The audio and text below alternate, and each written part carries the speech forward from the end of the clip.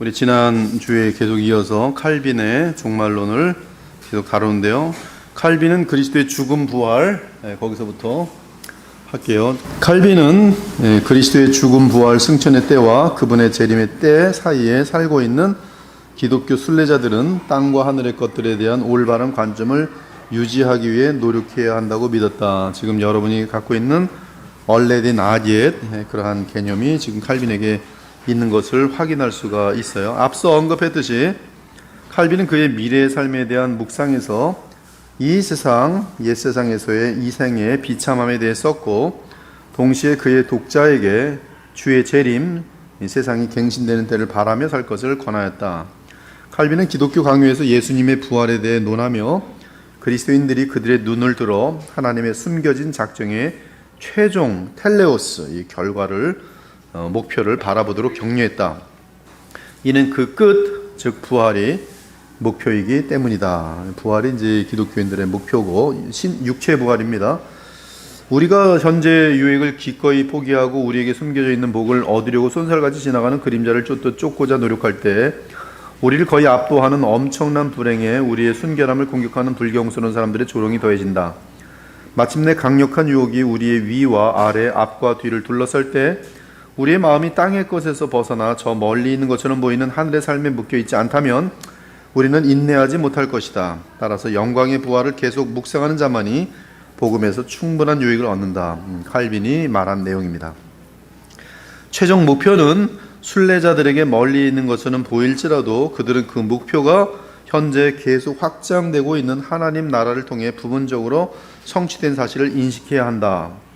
이후 구속사에 대한 칼빈의 이해는 그 당시 그가 묵시적 종말론과 사색적인 종말론을 혐오하게 된 바탕이 되었다.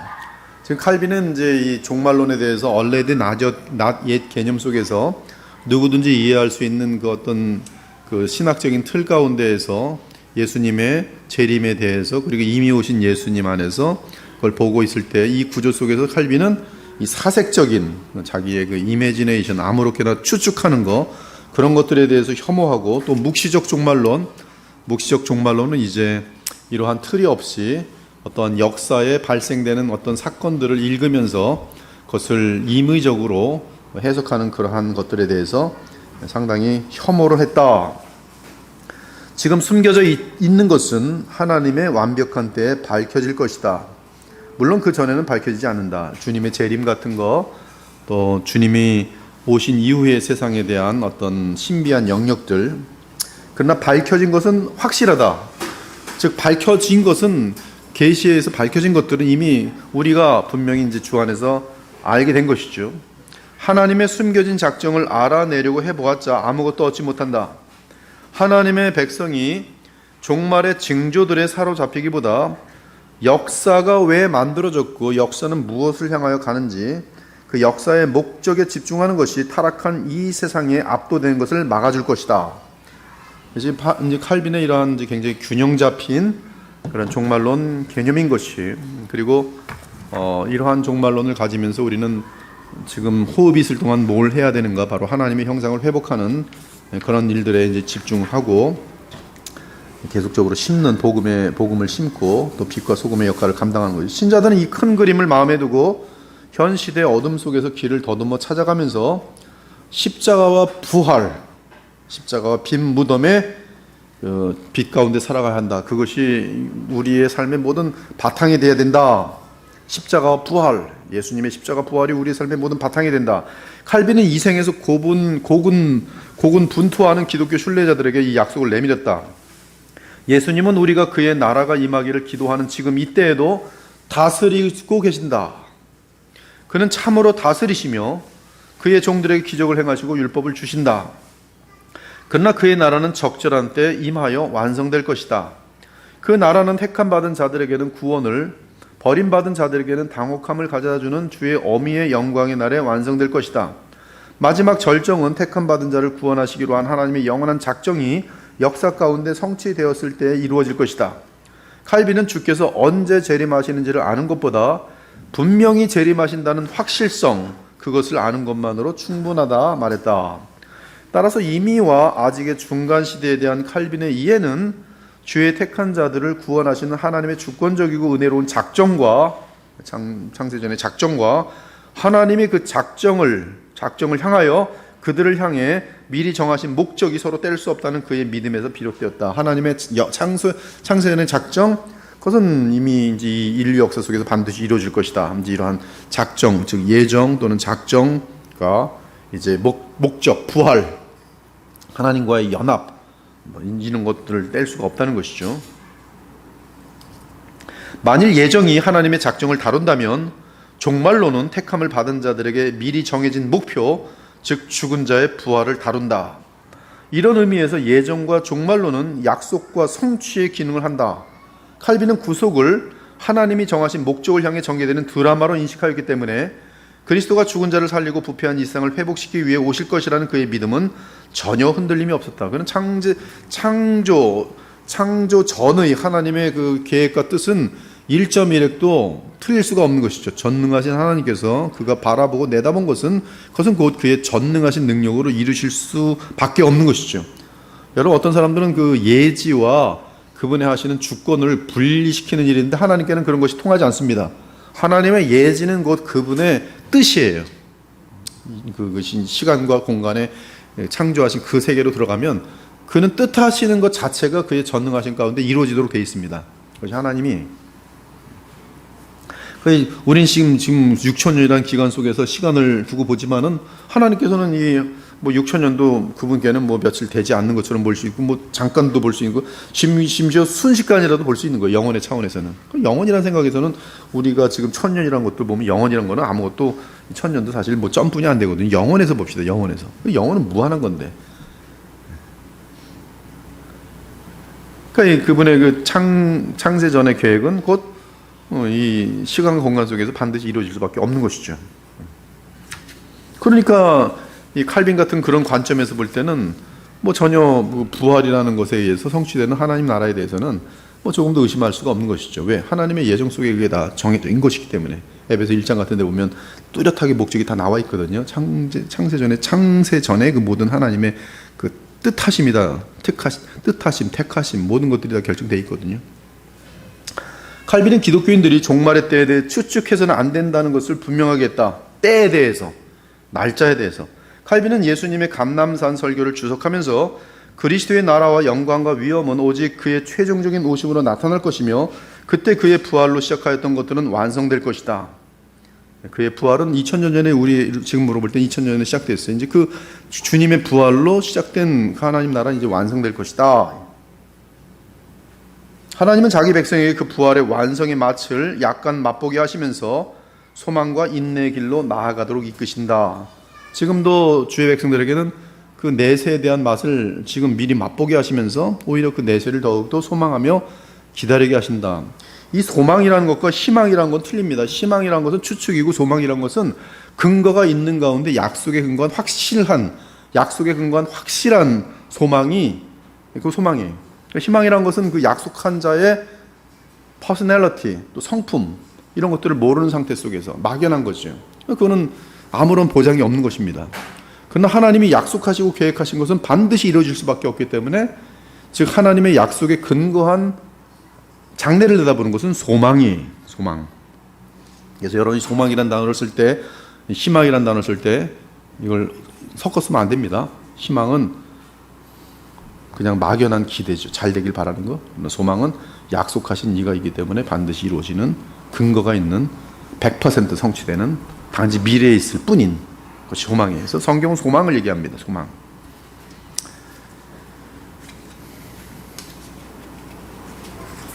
하나님은 자기 백성에게 그 부활의 완성의 맛을 약간 맛보게 하시면서 소망과 인내의 길로 나가도록 이끄신다. 칼빈은 주께서는 그의 제자들이 그때를 알지 못한 채 인내로 그때가 나타나기를 고대하며 믿음의 빛 가운데 걷기를 원하신다. 그렇다면 때와 관련한 구체적인 것에 대해서는 주께서 허락하신 것 이상을 더 알아보려고 안달하지 않도록 조심하라라고 말했다. 주께서 알려주시는 그러한 사인들에 대해서 우리가 공부해서 알아야 되죠. 그래서 예수께서도 너희들이 날씨를 미리 예측할 수 있는데 너희가 이때를 왜 내다보지 못하느냐, 징조를 읽지 못하느냐. 그래서 우리는 징조를 읽을 수 있어야 돼요. 그 징조는 데살로니가 후서 같은 데 보면 불법의 사람 등장, 또 전 세계의 교회 배도, 이런 것들은 뚜렷한 징조예요. 그런 현상들이 진행되고 있을 때는 우리는 예수님의 재림에 대해서 굉장히 가까이 왔다는 것을 읽을 수 있어야 돼요. 그렇죠? 그 다음에 유다서 같은 데 보면은 이 배도에 대해서 두 가지를 틀림없이 얘기합니다. 유다서에서는 배도의 가장 중요한 핵심 내용이 하나가 뭐냐면 동성애. 그 동성애는 수간을 포함하고 있어요. 즉 정상적인 두 개의 육체가 합한 육체가 합치는 게 아니라 이상한 육체와 합치는 거예요. 이상한 육체가 합치는 것은 두 종류인데 그것은 바로 남성과 남성이 합치거나 여성이 여성이 합치는 거, 이상하죠. 자연의 법칙을 어기는 거예요. 또는 이 창조 질서 속에 바운더리를 건너뛰는 것이죠. 수간.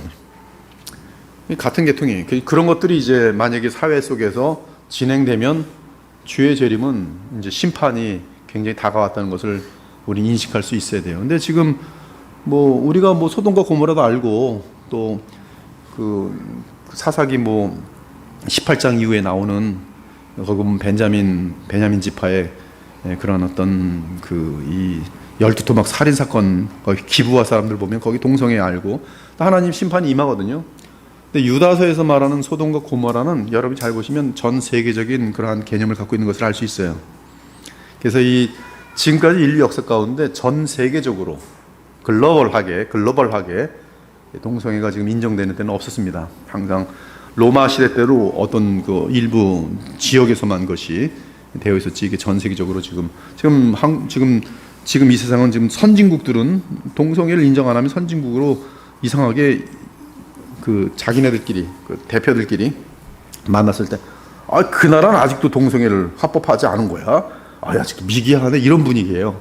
그러니까 거기 한번 그 세계 대표들이 한번 모이면 창피해 죽겠는데 빨리 가서 동성애 합법해야지. 그리고 이제 대통령 들어가는 거예요. 그래서 국회에다 빨리 그 인권 얘기하면서 이렇게 하는 거죠. 그러니까 지금 보면 네덜란드로부터 시작해서 지금 뭐 프랑스, 영국, 뭐 이탈리아, 뭐 미국은 뭐 이거보다 훨씬 앞섰고요. 미국은 제가 미국 갔을 때만도 벌써 이 동성애에 대한 종교 이제 이 안수하는 문제를 굉장히 오래 1970년부터 올렸어요. PC USA에. 그리고 2011년 5월 11일 날 이제 결국은 이제 합법화되고 2000년일 거예요. 아마 그건 이제 그 미국에서는 그 에피스코펄, 그게 뭐냐면 영국 성공회의 미국 버전이거든요. 에피스코펄 거기서 벌써 이제 2000년인지 2001년인지 하여튼 뭐 그때 전 세계적으로 드디어 새로운 세계가 열렸다 그러죠. 새로운 세계가 열렸다 하면서 동성애를 이제 에피스코펄 철치에서 처음으로 주교가 동성애자가 이제 발생됐죠. 그래서 이제 새로운 세계가 그때부터 열렸어요. 2001년. 그때 이제 네덜란드에서부터도 이제 그 길이 쫙 열립니다. 근데 지금 여기 그러면 후진 나라들은 괜찮은가? 태국 같은 데 가보십시오. 동성애자들이 그냥 차고 넘치. 베트남도 마찬가지고. 전 세계적으로 지금 미개한 나라든 선진국이든 지금 동성애자들은 점점 이제 그게 멋있죠. 커밍아웃 하는 날. 그래서 미국에서는 이제 수백만의 그 대상을 갖고 있는 앵커들이 있거든요. 그들이 그거 한번 뜨면 전 세계로 그냥 수백만이 그 동시에 보는 그런 앵커들이 오늘날 중대한 발표를 합니다. 그러면 사람들이 전 세계가 무슨 중대한 발표를 할까? 저 잘생긴 앵커가 I'm gay! 그리고 커밍아웃 하죠. 그럼 사람들이 돌치를 하는 게 아니라 게이야, 게이. 그게 지금 분위기예요. 그 사람 창피하지 않습니다. 오늘도 우리 새가족바에서 했는데 로마서 1장을 쭉 했는데 이게 순서가 나오고 하나님 영화롭게도 아니하며 감사치도 아니하며 지혜롭게 여기지만 어리석어지고 쭉 나가는데요. 이게 한 8단계, 10단계로 나갔는데 맨 끝이 뭐예요? 동성애.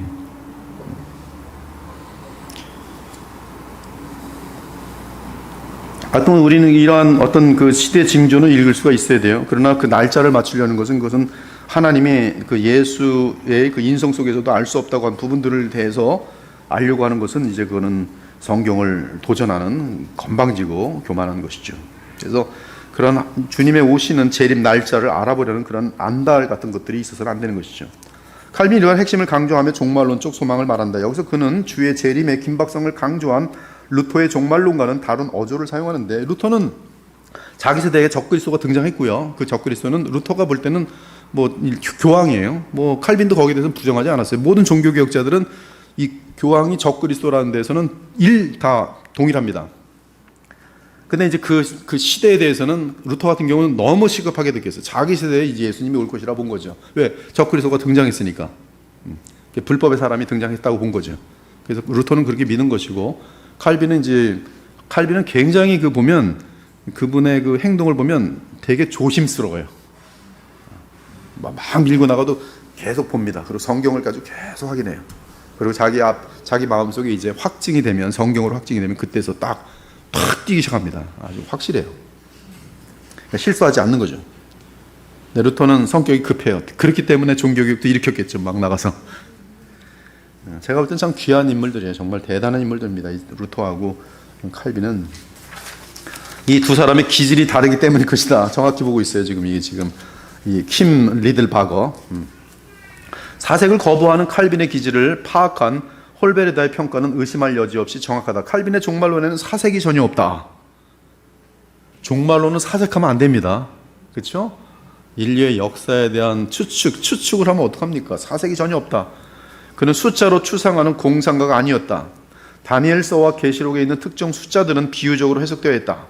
하나님은 그의 택한 자들에게 그 숫자들을 통해 어떤 것들로는 여유를, 어떤 것들로는 긴박성을 약속하신다. 그러나 정확한 끝날에 대해서는 그분의 비밀스러운 경륜에 숨겨두셨다. 루터는 종말의 삶에 대해 언급하면서 종말이 가까웠다고 공개적으로 확언한 반면, 칼빈은 하나님의 숨겨진 작정은 하나님이 친히 드러내실 때까지는 알 수 없다 라고 말하며 그때를 단언하기를 거부했다. 우리 지난번에 이제 루터에 대해서 좀 다루진 않았는데요. 이번엔 루터로 먼저 돌아가도록 할게요. 루터의 종말론적 특징들로 건너뜁니다. 앞으로 가시면 돼요. 루터의 종말론적 특징들.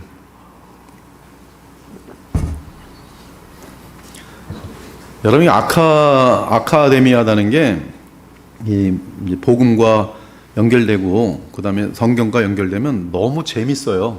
너무 재밌습니다. 그러니까 이게 이 인문 같은 것들, 지금 우리 조상철 전사님 교회에서 가르치잖아요. 아마 지금 되게 재밌을 거예요, 본인도.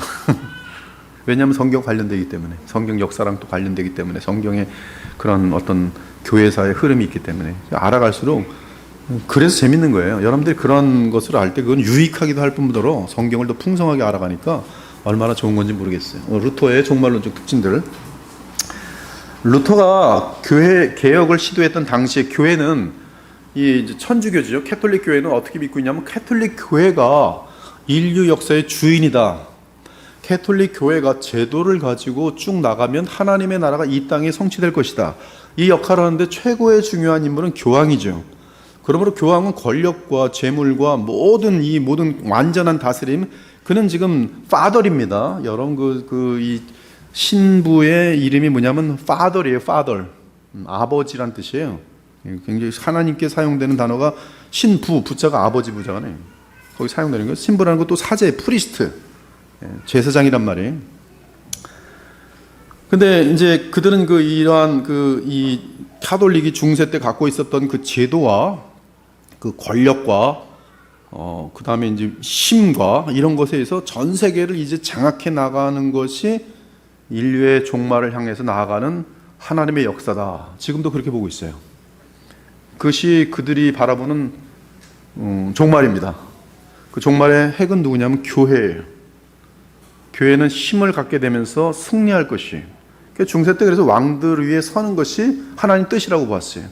그들은 왕들이 자기들보다 위로 올라가는 것에 대해서 허용치 않았습니다. 그래서 종교전쟁이 일어날 수밖에 없는 거예요. 그러니까 이 종교개혁은 이 교황의 권위를 인정하지 않았기 때문에 거기서 부딪히면서 종교개혁자들은 왕들에게 이제 자꾸 비비면서 왕들과 이제 이러한 교황과의 싸움 같은 것들이 발생하도록 만들어 놓은 것이 이제 종교개혁의 그런 어떤 그 그림이 되는데요. 그들이 갖고 있는 이 종말론은 아무튼 이 교회가 전 세계를 장악해 나가는 그런 힘인 것이죠. 은혜가, 즉 세례, 미사, 고해, 성사 같은 것들이 교회가 세상에 이 세큘러한 속에 속한 것들을 완전하게 다스려 나가는 것, 자연을 완전하게 하는 것, 그것이 하나님의 나라다. 하나님 나라가 본질적으로 로마 교회의 제도를 통해 나타난다. 이게 중세적 견해입니다. 그렇지만 하나님 나라의 나타남은, 그러니까 그들은 이제 교회 신조와 교회 직분 및 공예를 통한 하나님의 지속적인 사역에서 찾아볼 수 있다. 이제 그렇게 보는 거고요. 그러니까 이들에게는 지금 그 주님이 역사 속에 개입하셔서 이 어떤 근본적으로 변화내시는 역사와 물론 교회도 개입하시는 거지만 어떤 그것에 대한 개념이 전혀 이제 반대하는 것이죠. 그래서 급진적인 개혁의 필요가 닿을 수 없는 위치에 있었어요. 이미 교회 자체가 절대적인 그런 어떤 존재이기 때문에 무슨 뭐 교회 자체가 원하는 거 다 할 수 있는데 무슨 급진적인 개혁 같은 거 외부에서 어떤 아무것도 필요 없는 것이, 만일 교회 및 그것의 무오류의 교도권이 땅에서 메고 푸는 유일한 권세를 가지고 있다면 앞으로 교회의 어떤 역사적 발전도 과거의 교리와 공예의 결정에 묶여 있어야만 했다. 그들의 절대권이죠. 이러한 이해에 있어서 종말론은 그리스도께서 그의 교회와 맺은 관계의 미래와 관련되기에 종말론이 인류 역사와 묶여 있다는 그런 사고는 전혀 생소한 것이다. 즉 인류 역사와 묶여 있는 게 아니라 종말론은 교회와 묶여 있다. 교회. 그것이 이제 카톨릭이에요. 근데 그들이 말하는 교회는 카톨릭 교회입니다. 하나님의 나라가 그의 교회 안에서 나타난다는 개념은 종말의 사건들을 교회가 아니라 역사와 관련하여 이해하고자 했던 요아킴, 피에레의 요아킴 같은 사람들의 부정적인 반응을 일으켰다. 요아킴은 성경을 보면서 지금 이건 교회가 아니라 그냥 인류 역사에 대해서 하나님께서 간섭하시는 건데 뭐 일곱 나팔도 그렇고 뭐 여러 가지 뭐 그런 뭐 대접도 그렇고 다 그런 건데 왜 교회로만 이렇게 푸는 건가? 거기서 이제 반대를 일으키는 거죠. 토마스 아퀴나스가 중세 교회 최고의 모든 거의 룰이죠, 룰. 토마스 아퀴나스는 그러한 골치 아픈 탈선을 반격하기 위해 요아킴의 사색적인 종말론을 비판했을 뿐만 아니라 은혜가 종말의 때에 자연을 완성할 것이며 그러한 완벽함에 이를 수 없는 동신부는 존재하지 않을 것이라는 주장까지 했다. 심지어 인간의 본성까지도 근본적으로 변형될 것이다. 교회를 통해서. 복음을 통해서가 아니라 교회를 통해서요. 토렌스의 판단으로는 결국 자연은 초자연적인 것으로 변할 것이며 땅의 것들은 하늘의 것들로 변할 것이다. 교회를 통해서, 교회 제도를 통해서. 한편 그러면 개혁가들은 어떻게 다른가? 개혁가들의 종말론적 사상은 최종 권위인 성경의 충분성의 렌즈를 통해 구속사를 다시 강조한 점에서 상당 부분 캐톨릭과 틀려버립니다. 확 틀려요. 즉 솔라 스크립추라, 말씀 안에 있는 그리스도의 구속사역에 대한 계시는 근본적으로 구속사는 역사적인 특성을 갖는다. 개혁가들은 구속사에 새로운 관심을 갖고 아퀴나스의 자연과 이성의 통합을 넘어 그 이전의 초대교회의 신학적인 선례들을 찾게 되면서 교회의 선교 명령에 대한 이해를 되찾고 바로 세우는 데 도움을 얻었다. 이에 개혁가들은 로마 교회의 관점과는 달리 복음 전파를 통해 하나님 나라가 나타난다고 믿었다.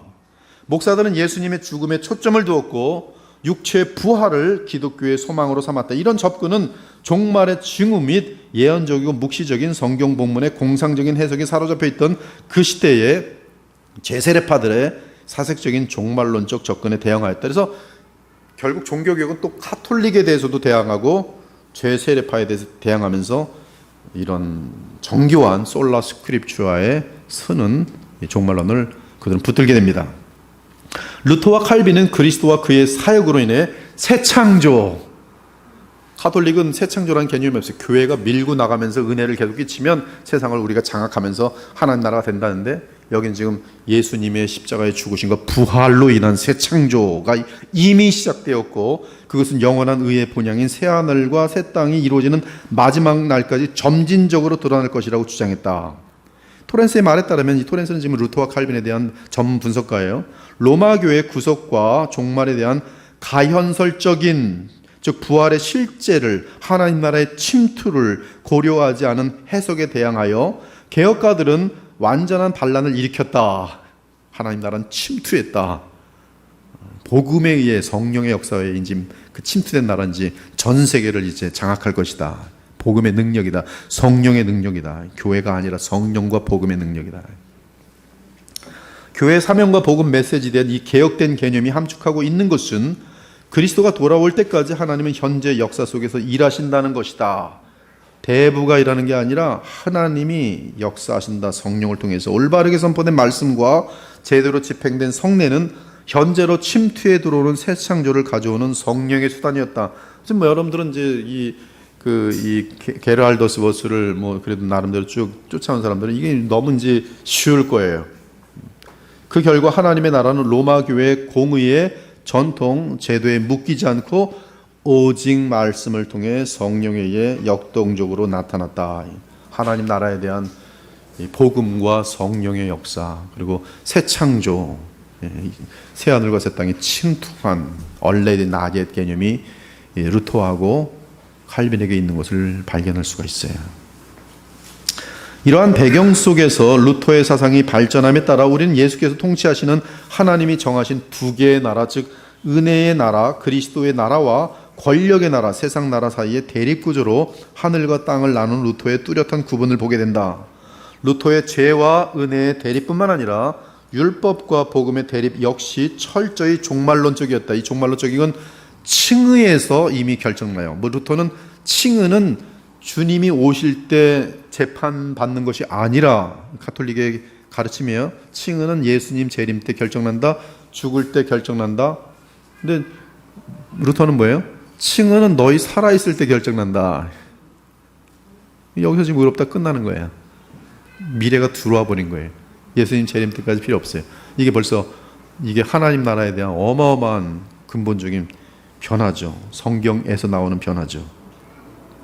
은혜는 이 세상에서 자연을 변화시키지 않는다. 자연을 변화시키는 건 예수님의 재림 때 근본적인 그것에서 새하늘과 새 땅으로 변화되는 것이죠. 루터는 이 사실을 죄 많은 육체의 정욕과 충분히 투쟁함으로 잘 알고 있었다. 이 세상은 죄덩어리다. 이 죄덩어리를 변화시켜서, 교회가 변화시켜서 뭐 천국을 이룬다고? No! 예수님의 재림만이 답이. 그러면 우리는 이 땅에서 그러면 썩어질 세상인가 마을게 사는 거 아니에요. 우리는 빛과 소금의 역할로 복음으로 계속 우리의 삶의 모든 영역에서 주의 통치를 나타내야 할 책임이 있겠죠. 루터는 이 사실을 죄 많은 육체의 정욕과 충분히 투쟁함으로 잘 알고 있었다. 영혼의 변화는 그리 빨리 나타나지 않을 것이다. 루터는 그 변화가 완성되기 전에 그가 죽을 것을 알고 있었다.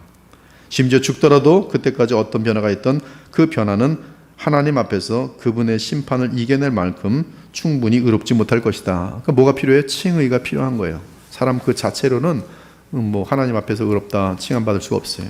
칭의, 예수 그리스도를 믿는 믿음 안에서만 하나님의 심판대 앞에서 자유할 수 있어요. 하나님의 심판대 앞에서 하는 문제에 대한 해결책은 하나님이 복음 안에서 계시하신 그리스도의 공로를 믿음으로 하나님 앞에서 죄인이 의롭다고 선언을 받는 것이다.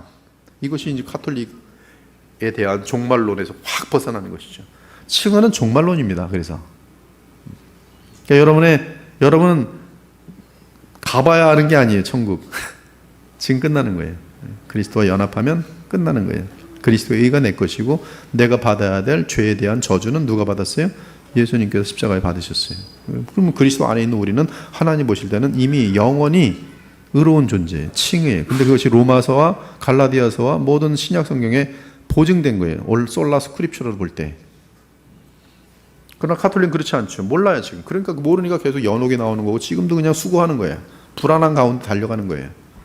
그래서 계속 미사를 치르고 계속 고해성사를 하면서 뭐 지옥에 내려갔다가 다시 고해성사에서 중간으로 올라갔다가 중간에 왔다가 연옥으로 갔다가 감히 천국 말 못하죠. 절대로. 천국에 대한 얘기는 교황청에서 세인트로 그냥 높이 숭상할 때 그걸 뭐라 그러냐면 하여튼 성화시킨다는 그런 개념으로 굉장히 글로리파이드 할 때만 그래서 세인트 누구로 누구 이렇게 추기경들 중에 그런 대상이 막 올라가잖아요. 그래서 무슨 추기경이 요번에 무슨 단어 있어요. 하여튼 캐톨릭에 쓰는 단어 거기에 이제 딱 들어가면 이제 그 교황이라는 건 교황 제도 다 포함하는 건데 거기서 이제 선포하면 그럼 천국이 보장되는 것이죠. 그리고 잉여 은혜가 남는 거죠. 그래서 그 사람이 살던 곳이나 그 사람이 사용하던 물건들 같은 데를 가서 만지면 서플러스 그레이스가 막 흘러 넘치는 거죠. 그래서 이제 필그림이 지금 순례를 하는 거예요. 그런 사람들이 살았던 곳에. 전혀 완전히 다른 종말 개념이죠. 그들은 가봐야 하는 거고 가도 보나면 안 될 거 뻔하다 이렇게 생각하는 거고 그 정도가 아니라 사실은 그렇게 그리스도를 그 칭의 없이 가는 것은 지옥이죠. 하늘의 법정에서 무죄 선언인 칭의는 예수 그리스도께서 재림하시는 심판의 날보다 훨씬 오래전에 말씀을 통해 죄인에게 선포되었다. 여러분이 얼마나 감사합니까? 여러분 지금 천국 열쇠를 다 갖고 있어요. 예수님 믿으십니까? 네, 여러분 믿으시면 천국 열쇠 벌써 받았어요. 뺏길 수 있어요? 안 뺏겨요. 제 마음속에 믿음이 흔들리는 것 같아요. 아니에요. 하나님께서 여러분을 때리셔도 믿음 흔들리지 않게 만드십니다. 여러분 중에 만약에 나중에 믿음을 잃고 세상으로 돌아왔다. 그 사람은 가룟 유다예요. 처음부터 믿지 않는 사람입니다. 거듭난 적이 없어요. 거듭난 사람은 절대로 그럴 리가 없어요. 여러분, 베드로의 죄하고 가룟 유다의 죄가 더 깊은 게 아니에요. 동일한 죄예요. 즉 예수님을 부인한 죄예요. 베드로가 어떻게 부인해요? 마태, 마가 다 똑같이 적혀 있어요. 저주하며 예수를 부인했어요. 저주하면서. 그게 무슨 죄입니까? 얼마나 무서운 죄예요. 근데 베드로가 죄를 짓기 전에 무슨 사건이 있는지 아세요? 예수께서 베드로에게 뭐라 그래요? 사단이 밀가부로 타려고 너를 청구하였으나 너는 돌이켜 내 양들을 먹이게 될 것이다. 내가 너를 기도하노니. 즉 베드로는 예수님의 사랑의 대상이고 이미 하나님의 백성이에요. 그는 회개하고 돌아올 거예요. 근데 가룟 유다에게는 예수님이 뭐라 하는지 아세요? 너는 나지 않았으면 참 좋았을 뻔했다. 가짜예요. 같은 교회에 있었어요. 죄의 깊이와 양 그 문제가 아니에요. 예수님과 정말로 관계가 있는지 없는지의 차이예요. 근데 이것을 루터는 정확히 얘기해요. 당신들이 지금 예수님과 연합되어 있는 사람이면 이미 끝났다. 뭐가? 정죄함이 없는 거예요. 로마서 8장 1절. 그리스도 안에 있는 자는 결코 정죄함이 없나니. 엄청난 거죠. 차이가 나도 하늘과 땅 차이죠. 종말론에 대한. 예수 그리스도를 믿는 믿음 안에서 죄인은 죄가 있지만 의롭게 여김을 받는다는 루터의 경우는 구속사에 대한 올바른 이해와 분리될 수 없다. 율법과 복음의 대조는 의롭다 칭함을 받은 죄인이 두 개의 시간 또는 시대에 산다는 것을 의미한다. 루터 말입니다. 그러므로 그리스도인은 이렇게 두 개의 시간에 속하게 된다. 육체로 말하면 그는 율법 아래 있다. 영적으로 하면 그는 복음 아래 있다. 그는 육체에는 항상 정욕, 탐욕, 야망, 교만 등이 매달려 있다. 자신의 옛사람을 보고 있는 거예요. 따라서 하나님에 대해 무지하고 조급하고 투덜거리며 하나님이 우리의 계획과 노력을 막으시면 하나님께 분노. 하지만 주님은 주를 모욕하는 악인들을 당장 처벌하지 않으신다. 이러한 죄들은 성도들의 육체에도 붙어 있다. 그러므로 당신이 육체의 저 너머를 바라보지 않는다면 당신은 계속 율법의 시대 아래 계속 남아있을 것이다. 그러나 그 시간은 단축되었다. 그렇지 않으면 어떤 인간도 구원받지 못할 것이기 때문이다. 율법이 멈추게 되는 끝이 정해졌다. 그러므로 율법 시대는 영원하지 않다. 그것은 끝이다. 그 끝은 그리스도다.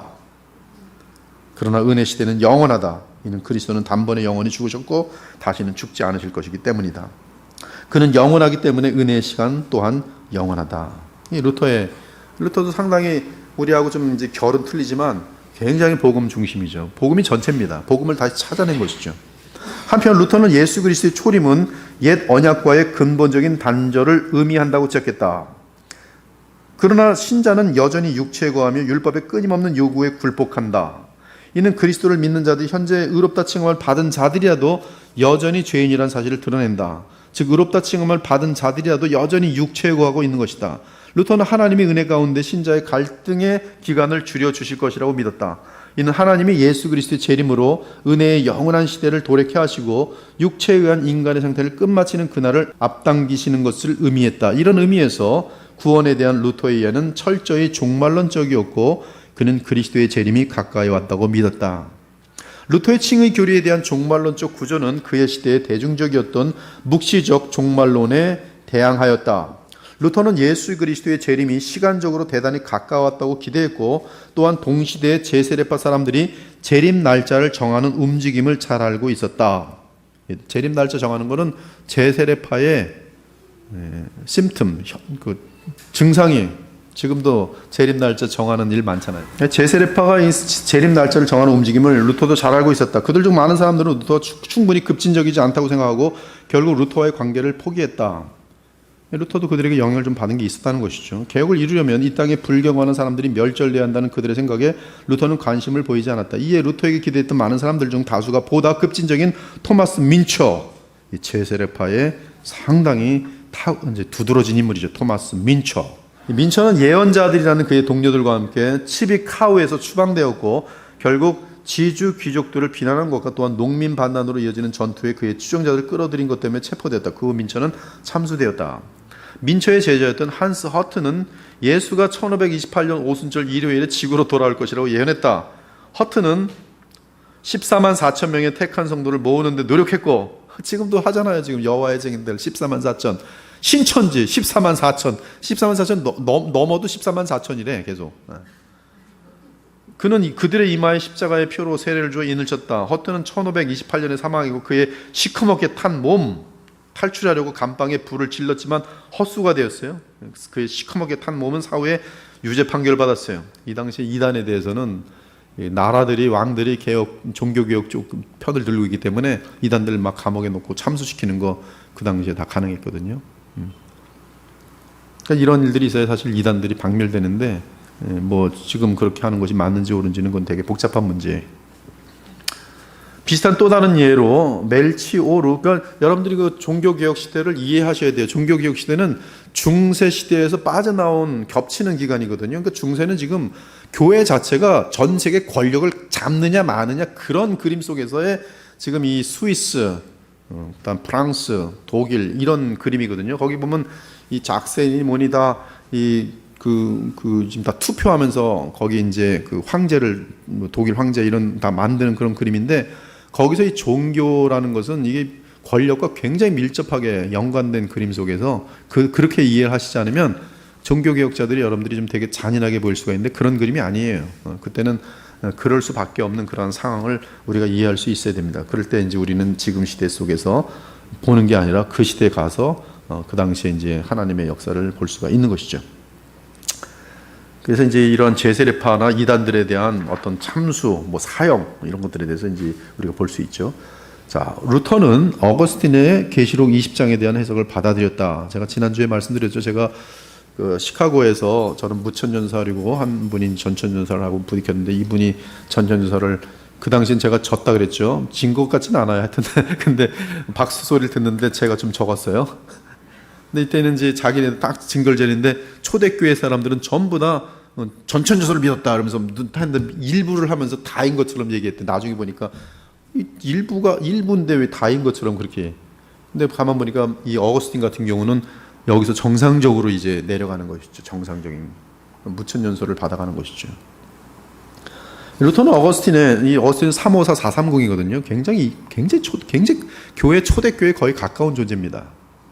계시록 20장에 대한 해석을 받아들였다. 루터는 어거스틴의 계시록을 받아들인 The City of God, 신국론. 그는 종말 직전 사탄은 잠시 풀려날 것이지만, 루터는 종말 직전, 마지막 예수님 재림 직전에 잠시 풀려날 것이지만, 이 부분은 지금 저랑 루터는 같아요. 저도 지금 잠시 풀려나는 그 부분이 있다고 보는 것이죠. 그때 바로 배도의 역사가 있다고 보는 것이죠. 그러니까 지금 전 세계 배도는 곧바로 불법의 사람의 등장으로 데살로니가 후서 2장의 근거에서 지금 교회의 배도는, 전 세계적인 배도는 흘러갈 수밖에 없다는 것이, 그리고 배도의 앞잡이는 뒤에 카톨릭이 있게 되는 것이죠. WCC 같은 경우도 그러므로 그냥 지나가지 않아요. WCC 같은 경우도 배도의 현상, WCC는 모든 종교를 다 인정하고 있어요. 심지어 컬트, 이 무당들도 인정합니다. 그래서 이 WCC하고 관련된 뭐 여러 단체들이 있는데, 복음주의 들어간 단체들인데, 하여튼 뭐 다 우리가 좀 진단할 필요성이 있어요. 왜냐하면 지금 굉장히 우리가 정도를 걸어야 되거든요. 더더욱 순결한 길을 걸어야 되기 때문에. 근데 이제 이 WC 같은 데는 이제 가톨릭 같은 경우 가입되어 있지 않지만 뒤에서 굉장히 많이 밀접하게 다 연결되어 있거든요. 여기 보면 이제 종교 다원화죠, 결국 종교 다원화. 그래서 유다서에서는 종교 다원화, 그 다음에 다른 육체왕 결합하는 거 두 가지가 나와요. 네, 루터는 종말 직전 사탄은 잠시 풀려날 것이지만 곧 주님이 재림하셔서 그를 멸하시고 불못에 던지실 것이라고 믿었다. 1523년 루터는 초기의 두 개혁가가 비르셀에서 불에 타서 순교했다는 사실을 알겠다. 이때 그는 놀라지 않았고 이 사건을 마지막 때에 사탄이 풀려난 현상으로 이해했다. 사탄이 풀려나서 이제 이 복음을 전하는 개혁주의자들을 막 죽이는구나, 그렇게 이해한 거죠. 놀라운 것은 루터가 얼마나 멋있느냐 하면, 루터는 심지어 그가 마귀를 그토록 열정적으로 대했는데도 그런 순교가 자신에게 주어지지 않은 것에 대해 슬퍼했어요. 나 저 사람처럼 지금 가톨릭 이런 사람들이나 이런 정말 내가 지금 순교돼야 되는데 내가 복음을 그렇게 전했는데 내가 순교를 되지 못했어. 슬프다. 주여 왜 저를 순교의 제물로 받아주지 않으십니까? 이게 보통 순교 안 된 것에 대해서 순교 됐으면 얼마나 좋았을까. 자, 루터는 뭘 믿었는가? 적그리스도, 영원 수면, 그리고 부활. 구속사 복음의 회복 그리고 종말의 가까움에 대한 루터의 전반적인 관점을 살펴볼 때 우리는 루터의 종말론적 사고에서 세 가지 추가적인 강조점을 볼 수 있는데요. 루터에게서 딱 그의 종말론은 첫째는 교황을 적그리스도로 지적했어요. 둘째는 죽음 후 영혼은 부활할 때까지 잠든다. 이것이 이제 칼빈하고 부딪히는 내용이에요. 죽으면 어떻게 되는가? 잠든다. 왜 성경에 잠잔다고 되어 있으니까 잠든다. 근데 성경은 잠든다가 무엇이 잠드는 거예요? 육체가 잠드는 거예요. 몸. 그의 영혼은 어떻게 돼요? 곧바로 예수님께 바로 나아가요. 곧바로. 여러분들이 죽으면은 영혼이 잠드는 게 영혼 수면설이라는데 루터는 영혼 수면설을 외쳤어요. 그러니까 그의 종말로는 좀 이제 미숙한 거죠. 영혼 수면설을 빌립보서 1장 같은 그런 내용들을 소화해내지 못한 거죠. 또 바울이 내가 너희를 떠나 당장 예수께 가고 싶지만 너희를 위해서는 내가 아직 좀 살아 있어야겠다. 거기 분명히 바울 같은 경우는 자기가 죽자마자 예수님께 가는 그런 분명한 내용들이 담겨 있거든요. 근데 이제 영혼 수면설 그런 것들. 그다음 셋째는 여기 이제 루터의 특징. 셋째는 심판의 날에 하나님의 종말론적 진노를 피하기 위해 그리스도인의 소망으로 루터가 취한 부활과 예수 그리스도의 재림 사이의 독특한 틀이다. 이 세 가지를 검토해 보자. 중세 시대 많은 사람들이 개별적인 교황들을 적그리스도가 여겼지만 개혁 이후 개신교의 종말론 사상에 루터가 공헌한 중요한 것들 중 하나는 현직 교황은 교황직이다. 즉 적그리스도의 권자로 식별한 것이 교황직. 루터는 이 식별하면서 하나님과 마귀 사이에 보이지 않게 있던 오랜 싸움이 이제 적그리스도의 등장과 함께 드러났다고 주장했다.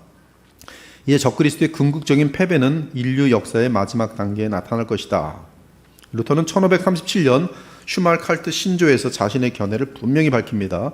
교황은 신성한 권리로나 하나님의 말씀으로나 기독교 전체의 머리가 아니다. 오히려 교황은 자신을 그리스도보다 높이고 또한 그리스도에 대적하는 실제 적그리스도다. 이는 교황은 자신의 허락 없이는 사람들이 구원받는 것을 허락하지 않기 때문인데 그의 권력은 하나님이 정해주신 것도 아니고 명하신 것도 아니기 때문에 아무것도 아니다. 이것 실제로 성 바울이 말한 하나님 위에 자신을 높이고 하나님을 대적하는 바로 그것이다. 다른 곳에서 루터는 왜 교황은 이단으로 가득 차서 그 이단을 하나씩 계속 이 세상에 소개하는 것일까? 그는 변함없이 항상 그리스도의 가장 큰 적이다. 그는 실제 적그리스도며 지금도 여전히 적그리스도다. 미국의 이제 보수 교회들이 이제 그 원래 오리지널 1647년에 웨스민 신앙 고백을 보면 거기 보면 정확하게 교황은 적그리스도라고 돼 있어요. 근데 미국의 이제 교단들이 OPC도 그렇고 PCA도 그렇고 제가 PCA 출신인데 이제 거기 보면 이제 이거를 적그리스도라고 한 부분을 이제 주를 다 알아놓으면서 오리지널에서는 적그리스도는 교황이다. 근데 이제 여기서는 미래형으로 나요. 적그리스도가 등장할 것이다. 저는 이제 처음에는 개인적인 소견입니다. 이거는 처음에는 이것이 균형이 있는 것이라고 생각을 했어요.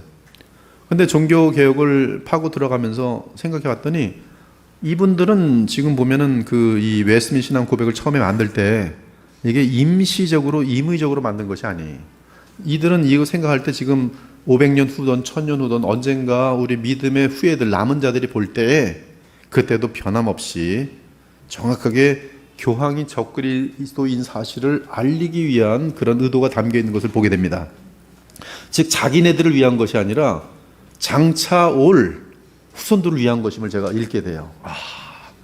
그렇다면 우리는 이들의 의도대로 볼 수 있는 거예요. 그럼 지금은 어떻게 보냐 하면 적그리스도는 작은 뿔이에요. 힘을 잃어 보이는.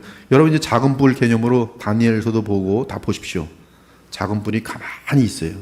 그다음 쫙 8번째 뿔이 쫙 올라가면서 전 세계를 그 작은 뿔이 다시 장악해요. 정확하게. 그러니까 이런 것들이 우리가 참 기억을 해야 되고 지금도 경계를 놓치면 안 되는 거예요. 근데 경계를 놓친 많은 교단들은 지금 통합 측 같은 경우는 카톨릭하고 교황 만나면 무슨 명성교회 뭐 담임부터 찾기도 뭐 난리가 나요. 교황 만났다, 교황 만났다, 할렐루야, 뭐 축복이에요. 우리는 그러면 안 되는 거죠. 우리는 적그리스도예요. 적그리스도. 만나면 안 돼요. 만나도 안 되고 뭐 공격 대상이 될 수 있으니까 조심해야죠. 파울 알트하우스가 지적했듯이 루터에게 종말론적 사건들이 현재 발생하고 있다. 이는 적그리스도가 이미 존재하기 때문이며 루터는 가까운 미래에 끝이 올 것이라고 기대하며 소망했다. 더욱이 루터는 예수님의 재림은 그러니까 적그리스도를 카톨릭의 교황으로 아는 것은 종교 개혁의 유산을 받는 것이지만 자기 멋대로 사색적으로 아무렇게나 매번 등장할 때마다 다 적그리스도예요. 무슨 뭐 한국의 누구누구도 또 다 적그리스도와 연결되어 있다고 또 그러면 그것도 다 또 믿는 사람들 많아요. 잘못된 성경의 큰 우주적인 그림 속에서 빗나가는 것이죠. 적그리스도를 소멸하고 구속을 가져오실 것이기 때문에 그날을 바랐다. 루터는 그날을 가장 행복한 날이라고 부를 수 있었다. 의심할 여지 없이 루터의 가장 혁신적인 종말론적 강조점은 죽음의 잠이었다. 루터 시대 수많은 사람들은 로마의 연옥교리로 인해 생겨난 질문들, 즉 죽음과 죽음 상태 및 낙원의 특징에 대한 질문들에 사로잡혀 있었다. 누가 지옥에 가지 않고 연옥에 갔을까? 사람들이 충분히 깨끗하여지기 전에 얼마나 오래 연옥에 있어야 하는 것일까? 살아있는 신자들은 사랑하는 사람들이 연옥에서 보내는 시간을 어떻게 단축시킬 수 있을까? 엄마 아빠가 돌아가셨어요. 그러나 이제 카톨릭에서는 천국에 들어갔다는 보장이 없으니까 다 연옥에 간 것으로 추측합니다. 우리 엄마 지금 돌아가셨는데 연옥에 너무 오래 있으면 안 되는데 신부님 연옥에 우리 엄마 아빠 좀 줄일 수 있어요? 있지. 헌금 많이 내면 돼. 그래 헌금 많이. 누구 이름으로? 엄마 아빠 이름으로 헌금 자꾸 하는 거예요. 지정헌금 아니에요. 지정헌금. 뭘? 연옥의 길이를 좀 줄여주십시오. 이렇게. 심지어 이런 질문들에 답변을 제공하는 지형도까지 있었다. 그리고 이런 답변은 루터도 잘 알고 있었다. 이 걱정스러운 두려움과 의심에 대한 루터의 답은 그리스도 안에서 죽는 자들은 영생을 확신할 수 있으며 장차 하나님의 진노로부터 구원을 보장받는다는 것이었다. 그러나 루터는 신자가 주님이 재림하기 전에 죽으면 그들은 림보 상태에 있지 않고 그리스도의 품에서 안식을 누린다고 가르쳤다. 엄청난 발전이죠. 지금 카톨릭은 림보라는 게 있어요. 아이들이 죽거나 또 어떤 구약 시대 신자들이 죽는 곳은 이제 림보예요. 림보. 그런 것이 아니라 그리스도의 품 안으로 들어간다. 여기까지는 엄청나게 좋죠. 정확한 것이죠. 우리 죽자마자 그리스도의 품 안으로 들어간다. 루터는 아브라함의 죽음을 예로 삼아 다음과 같이 썼다. 성도들의 죽음은 하나님 보시기에 가장 평화롭고 귀하다. 성도들은 죽음을 맛보지 않고 가장 평안하게 잠이 든다. 세상에서는 의인이 근데 이제 그리스도의 품에서 안식을 누린다는 이제 잠잔다고 보는 거죠. 그리스도의 품에서 자는 거죠 지금. 이게 이제 루터의 관점이. 세상에서는 의인이 멸시를 당하고 조롱을 당하고 옆으로 밀려난다. 그들의 죽음은 매우 슬픈 것처럼 보인다. 그러나 그들은 가장 즐거운 잠을 자고 있다. 그들이 침대에 누워 마지막 숨을 쉴 때 그들은 마치 잠을 자듯 팔다리와 감각의 힘을 잃는다. 즉 신자들이 죽을 때 하고 잠이 든다는 거예요. 그리스도의 품 안에서. 코스틀린에 따르면 가장 중요한 사실은, 그리고 루터에게 항상 있는 사실은, 죽음 후 경건한 자의 영혼은 확실히 살아있고 모든 고통과 유혹으로부터 자유롭고 하나님과 그리스도의 손 안에서 안전하고 복된 안식을 누리고 있다는 사실이라. 그러나 그리스도 안에서 사는 사람들은 어떤 상태일까? 재미난 질문이죠. 마지막 날에 그들에게 무슨 일이 일어나는가? 이는 루터의 세 번째 종말론적 특징으로 이어지며 그것은 심판 당일에 하나님의 진노를 피하기 위한 그리스도인의 소망으로서 예수 그리스도의 부활과 재림에 관한 그의 가르침이다. 그리스도 안에서 잠을 자는 사람들에 대해 루터는 아침까지 깊게 잠을 잔 사람이 깨어나면 그가 깨어날 때까지 그에게 무슨 일이 일어나는지 모르는 것처럼 우리는 갑자기 마지막 날에 깨어날 것이다. 예수님 재림하실 때 깨어날 것이다. 그 전까지는 예수님의 품속에서 그 영혼이 푹 자고 있을 것이다. 푹 안식 속에. 그러니까 루터는 지금 안식을 푹 자는 거예요. 예수님 품에서. 세상 무슨 일이 있는지도 모르고. 그리고 우리는 죽음이 어떤 것인지, 죽음을 경험한다는 것이 무엇인지 알지 못할 것이다. 죽음에 들어갈 때 푹 자는 거니까. 잠들 때하고 똑같은 현상이죠. 죽을 때도 탁 잠이 들어서. 루터는 적그리스도가 나타났고 복음이 이 땅의 대부분의 지역에 전파되기 때문에 이제 곧 마지막 날은 올 수밖에 없다고 보았다. 그러나 세상의 멸망이 코앞에 있어도 죄악은 더욱 많아질 것이다.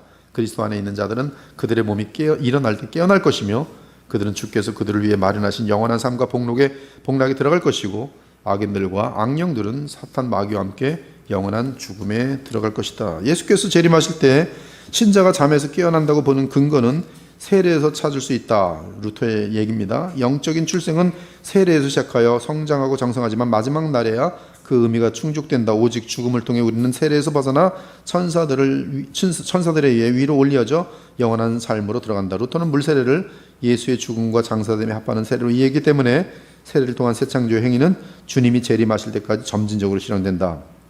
새 피조물은 믿음을 통해 세례와 함께 그리스도의 무덤에 시작되어 마지막 날에 완성될 것이다. 그리스도의 죽음과 부활 안에서 주와 함께 연합된 자는 그리스도에게 완전하게 속한 것을 뜻하며 마지막 날에 육체의 부활의 형태로 영생할 것이다. 그리스도는 죽음 안에서 그리고 세상 끝에서 우리를 기다리신다. 그렇다면 루터에게 심판의 날은 대파멸이 일어나는 날이다. 그때 모든 물질들이 잿더미로 변하고 전 세계는 태초의 혼란으로 돌아갈 것이다. 그 후 새 하늘과 새 땅이 만들어지고 우리는 변화될 것이다. 루터는 재창조된 하늘과 땅이 그리스도의 재림과 맞물려 있다고 이해하였으며 이는 소위 그리스도의 이 땅에서는 천년왕국 통치는 없다고 본 것이다. 루터도 천년왕국이 없다고 본 것이죠. 그리스도의 천년왕국 통치는 그리스도의 재림 이후 그리고 최후 심판의 날 이전에 주께서 천년 동안 다스리는 것을 말한다. 이런 것은 루터나 칼빈이나 어거스틴에게는 통하지가 않았어요. 이 내용은 이제 나중에 신학적으로 계속 이제 삽입되어 들어오게 되죠. 오늘 여기까지 하고 계속 다음 주에 마지막 강의가 되겠습니다. 그래서 종말론을 마치게 될 것 같아요. 기도하고 마치겠습니다. 하나님 감사합니다. 오늘 또 루터의 종말론을 또 대하게 되는데 저희들에게 지금까지 하나님의 귀하신 그러한 믿음의 선조들을 통해서 우리에게 안전한 신앙 고백을 주시고 또 신학의 해석의 틀을 허락하심으로 바르게 하나님의 경륜을 읽을 수 있도록 도와주심을 진심으로 감사합니다. 앞으로 더욱더 세상은 어두워지고 또 그 배도가 더욱 가까워지는 그런 시대로 들어가면서 저희들이 오직 성경으로 붙들지 않는다면 이 흐름 속에 같이 흔들릴 수밖에 없었을 텐데 우리에게는 신앙 고백이라는 이 하나님의 아름다운 그 기업을 이 업적들을 우리에게 연결시켜 주시고 저희들로 그 안에서 오직 그리스도만 바라볼 수 있으며 그 안에서 이미 성취된 하나님 나라 및 이제 주님의 재림으로 완성될 영원한 나라를 바라보게 하심을 감사합니다. 저희 그리스도의 보혈교회가 이 어두운 시대 가운데 하나님의 큰 기쁨이 되고 정말 진리를 바르게 알지 못하는 많은 영혼들에게 복음을 잘 전달하여서 많은 영혼들이 주님을 바로 알므로 인하여 이 땅에서도 정말 평강을 누리고 또한 주님 만났을 때 잘했다 칭찬받는 대열에 서는데 돕는 그런 아름다운 교회와 우리 성도들이 다 될 수 있도록 주님 인도하여 주옵소서. 우리는 진리를 알 수 없음을 고백합니다. 그러므로 오직 성령을 의지하오며 무엇보다 그리스도 주님만을 바라보는 것이 그리스도는 하나님의 한량없는 지혜고 또 주님의 모든 보화라고 하셨으니 주님 저희들 언제나 그리스도 안에서 하나님을 알아가는 주의 백성들 다 될 수 있도록 인도하여 주시옵소서. 돌아가는 발걸음에 주의 성령의 은혜와 위로가 함께 하시길 간절히 의탁드릴 때 살아계신 우리 주 예수 그리스도의 이름으로 기도 올렵나이다. 아멘.